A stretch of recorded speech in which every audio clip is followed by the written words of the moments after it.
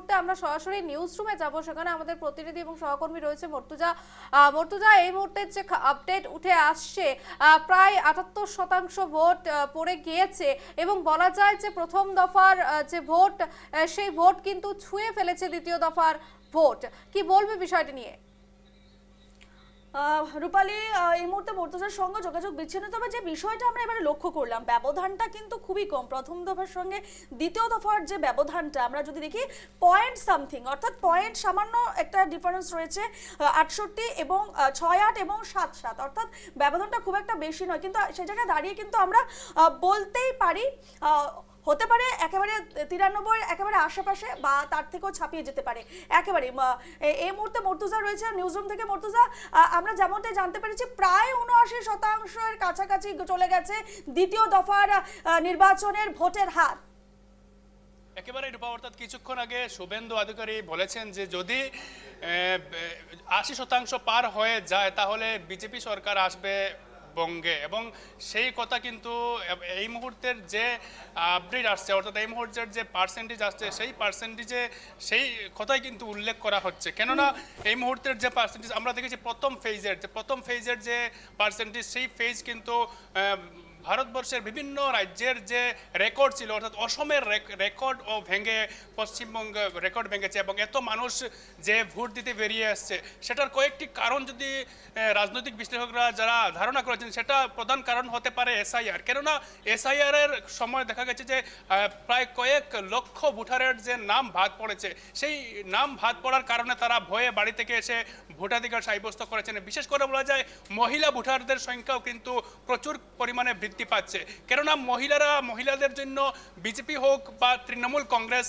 তারা কিন্তু বিভিন্ন ধরনের প্রকল্প চালু করেছে এবং সেই প্রকল্পের মাধ্যমে মহিলাদেরকে আকৃষ্ট করার চেষ্টা করছে। সেই ক্ষেত্রে কিন্তু মহিলারা বেরিয়ে আসছে। এবং বাকি যদি বলি আমি, এই যে কোন এলাকায় কত শতাংশ ভোট এই মুহূর্তে পড়েছে, সেটা হলো উত্তর কলকাতায় পড়েছে 78%, দক্ষিণ কলকাতায় পড়েছে 75%, হাওড়াতে পড়েছে 77%, এবং উত্তর 24 পরগনায় পড়েছে 77%, দক্ষিণ 24 পরগনায় 76%, হুগলিতে পড়েছে 80%, নদিয়াতে পড়েছে 79%, এবং পূর্ব বর্ধমানে পড়েছে 83%, এবং মোট প্রায় 78.68% পড়েছে। কেননা বলি যদি ভবানীপুরের কথা যদি বলি আমি রূপা, যেহেতু ভবানীপুর মমতা ব্যানার্জির ঘাঁটি, এবং সেই ভবানীপুরে যে প্রায় 50,000 ভোটারের নাম বাদ পড়েছে, অর্থাৎ সেই এলাকায় যে এই মুহূর্তের যে ফাইট, অর্থাৎ শুভেন্দু অধিকারীও কিন্তু প্রতিটি ভোট কেন্দ্রে গিয়ে তিনি ঘুরছেন।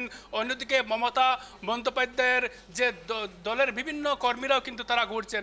সেই ক্ষেত্রে বিভিন্ন কিছু স্থানে হুলস্থুল হলেও সেই ভবানীপুরের যে 50,000 ভোটার বাদ পড়েছেন সেই এসআইআর এর বদৌলতে, সেই ক্ষেত্রে কিন্তু এই 50,000 ভোটার যে বাদ পড়লেন সেই ক্ষেত্রে কিন্তু বড় ফ্যাক্টর হতে পারে। এবং বিশেষ করে আরও একটা কথা আমি জানিয়ে রাখি, এই যে দ্বিতীয় ফেজের তালিকায় কিন্তু মুসলিম ভোটারের ভাগ কিন্তু বসবে। কেননা গত নির্বাচনে আমরা দেখেছি তার অধিকাংশ আসন কিন্তু তৃণমূল কংগ্রেসের দখলে চলে গিয়েছিল, এবং সেই ক্ষেত্রে এবারের ভোটের যে মুসলিম ভোট কার দিকে পড়ে, কেননা মুসলিম ভোট ভাগাভাগি করার জন্য নতুন দল গঠন করা হয়েছিল যে হুমায়ুন কবিরের নেতৃত্বে, এবং সেই হুমায়ুন কবিরের নেতৃত্বে নতুন দল কতটা ফ্যাক্টর হতে পারে বা কতটা প্রভাব ফেলতে পারে সেই দ্বিতীয় পর্যায়ের নির্বাচনে, সেটা কিন্তু সবথেকে গুরুত্বপূর্ণ বিষয় হয়ে দাঁড়াবো। কেননা এই যে দ্বিতীয় ফেজের ভোট, অর্থাৎ এই মুহূর্তের যে পার্সেন্টেজ বেরিয়ে আসছে, হয়তো বা প্রথম ফেজের তুলনামূলকভাবে প্রথম ফেজের মতো এরকম পার্সেন্টেজ বেরিয়ে আসবে